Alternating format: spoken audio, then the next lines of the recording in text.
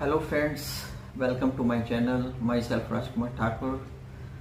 Friends, आज के video में हम आपको how to get health insurance claim या फिर कैशलेस जो क्लेम है वो इजीली कैसे लिया जाएगा उसके ऊपर बात करने जा रहे हैं। तो मैं आपको 5 ऐसे कुछ पॉइंट बताने जा रहा हूँ कि अगर आप उन पॉइंट्स के हिसाब से अपने क्लेम को प्रोसेस करते हैं या आपको कोई मेडिकल इमरजेंसी आती है तो आप इन 5 पॉइंट्स का अगर ध्यान रखते हैं तो आपका क्लेम एक तो रिजेक्ट नहीं होगा और इजीली कैशलेस अप्रूव हो जाएगा। तो ये वीडियो एडवाइजर के लिए भी बहुत यूज़फुल होने वाला है और जिन्होंने पॉलिसी परचेज कर रखी है उनके लिए भी बहुत यूज़फुल होने वाला है। तो इस वीडियो को आप लास्ट तक जरूर देखिएगा। तो फ्रेंड्स, चलिए शुरू करते हैं। तो जो पहला पॉइंट है फ्रेंड्स, जो आपकी पॉलिसी के कागज हैं, पॉलिसी डॉक्यूमेंट्स है, आधार है, पैन है, फोटो है और ये सारे डॉक्यूमेंट जो है वो आपको ना हैंडी होने चाहिए आपके पास। मतलब जब आप कोई पॉलिसी परचेज कर रहे हैं तो आप अपने एडवाइजर को बोलिए कि ये सारे डॉक्यूमेंट्स आपको वो मेल कर दें और ऊपर हेल्थ पॉलिसी सब्जेक्ट में हेल्थ पॉलिसी डाल दें। और साथ में जो नेटवर्क हॉस्पिटल है उसका एक लिस्ट होती है और या उसका एक लिंक होता है, तो वो भी आप अपनी ईमेल आईडी पे संभाल के रख लीजिए।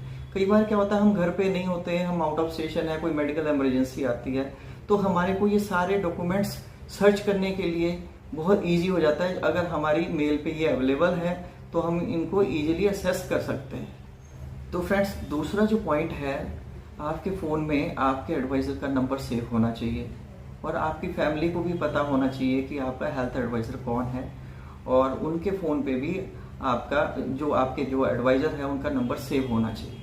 अगर आपको कोई मेडिकल इमरजेंसी आती है तो आपने सबसे पहले अपने एडवाइज़र को, जो आपका इंश्योरेंस का एडवाइज़र है, उनको आपने कॉल करना है।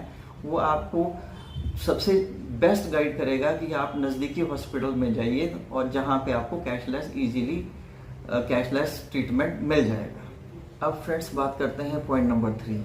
तीसरा पॉइंट आपको ये ध्यान रखना है कि सपोज कीजिए कोई आपको मेडिकल इमरजेंसी आती है, मतलब कोई सीरियस या क्रिटिकल नहीं है, कोई भी मेडिकल इशू होता है तो आप नज़दीकी डॉक्टर को किसी को भी दिखा सकते हैं। लेकिन जब आपने डॉक्टर को दिखाना है तो जो टेस्ट वो लिखेंगे या जो उनकी कंसल्टेशन रिपोर्ट होगी तो ये आपने अपने पास रखनी है।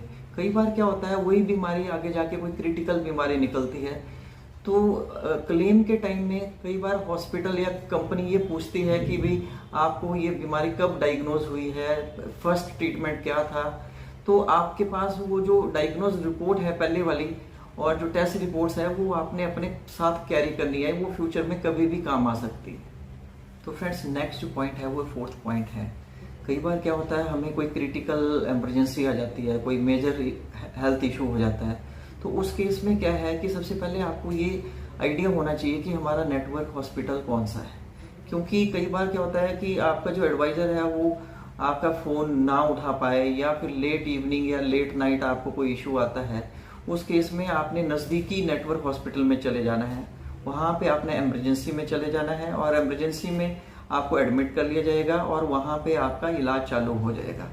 और उसके बाद जो है वहाँ पे एक टीपीए डेस्क होता है। तो अगले पॉइंट में मैं आपको बताता हूँ कि नेक्स्ट जो स्टेप वो क्या रहेगा। तो चौथा पॉइंट क्या है कि आपको नेटवर्क हॉस्पिटल का पता होना चाहिए कि कौन सा हमारा नज़दीकी है और कोई ज़्यादा मेडिकल बड़ी इमरजेंसी आती है तो आपने इमीडिएटली उस नेटवर्क हॉस्पिटल में पहुंच जाना है। तो फ्रेंड्स, जो हमारा 5वां और लास्ट पॉइंट है जो बड़ा ज़रूरी है, जब आप हॉस्पिटल में एडमिट हो गए तो उसके बाद क्या हुआ है कि जो आपका अटेंडेंट है या आपका कोई फैमिली मेम्बर आपके साथ गया हुआ है उनको जो टीपीए डेस्क है वहाँ पे अपना केस रिपोर्ट कर देना है और आपका जो कैशलेस क्लेम है उसके लिए प्रोसेस चालू हो जाएगा। अगर आपका नॉन अर्ली क्लेम है, मतलब 2-3 साल बाद पॉलिसी के क्लेम आया है और कोई ज़्यादा क्रिटिकल नहीं है, तो वो 2 या 3 घंटे में आपको कैशलेस अप्रूवल आ जाएगा। अदरवाइज क्या होता है कि कई बार क्या होता है कंपनी या फिर हॉस्पिटल आपसे प्रीवियस हिस्ट्री की रिपोर्ट मांग लेते हैं, तो आपको वो रिपोर्ट अपने साथ लेके जानी है या वो रिपोर्ट आप अपनी ईमेल आईडी पे भी रख सकते हैं अगर कोई प्रीवियस हिस्ट्री की रिपोर्ट है। और उस केस में क्या हुआ है कि आपको अगर वो रिपोर्ट अपलोड कर दी गई तो बहुत जल्दी आपका कैशलेस अप्रूवल आ जाएगा। और इस टाइम हमें एक चीज़ और भी ध्यान रखनी है। कई बार क्या होता है कि कंपनी एक वेरिफिकेशन के लिए कोई थर्ड पार्टी एडमिनिस्ट्रेटर भेजती है, तो उस वेरिफिकेशन में कई बार क्या होता है कि हम कह देते हैं कि पहले कोई हमें बीमारी थी, या आपका अटेंडेंट कह देता है। तो आपने इन चीज़ों का भी ध्यान रखना है कि आपकी जो स्टेटमेंट है और आपके अटेंडेंट की जो स्टेटमेंट है वो कन्फ्लिक्ट नहीं होनी चाहिए, वो सेम होनी चाहिए। और अगर आप इन 5 चीज़ों का ध्यान रखोगे दोस्तों, तो आपका क्लेम कभी भी रिजेक्ट नहीं होगा। तो दोस्तों ये 5 पॉइंट अगर आप ध्यान रखेंगे तो मुझे नहीं लगता कि आपके क्लेम रिजेक्ट होने के चांसेस बनेंगे।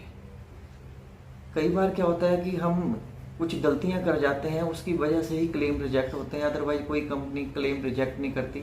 और हमने ये ध्यान रखना है, पॉलिसी खरीदते टाइम भी ध्यान रखना है, अगर हमें कोई मेडिकल इशू है तो हमने अपने एडवाइजर को बताना है और अपनी पॉलिसी में लिखवाना है। और वही चीज़ हमने, अगर कोई क्लेम आएगा तो उस टाइम भी हमने सेम स्टेटमेंट देनी है कि भी हमारे को ये मेडिकल इमरजेंसी हुई थी और कौन से साल में हुई थी, तो टेंटेटिव आपको वो याद होना चाहिए। और कोई अगर मेडिकल कंसल्टेशन है वो आपने संभाल के रखनी है। तो इन चीज़ों से, इन सारी चीज़ों का अगर आप ध्यान रखेंगे तो आपके क्लेम के रिजेक्ट होने के चांसेस तकरीबन 0 हो जाएंगे। तो दोस्तों अगर आपको ये वीडियो अच्छा लगा होगा तो आप इसको लाइक कीजिएगा, शेयर कीजिएगा और चैनल को सब्सक्राइब कीजिएगा। और नेक्स्ट वीडियो में हम आपको डिफरेंट कंपनीज के डिफरेंट प्लान के फीचर्स के बारे में भी बात करने वाले हैं। तो आप चैनल पे बने रहिएगा। बहुत बहुत धन्यवाद। नमस्कार।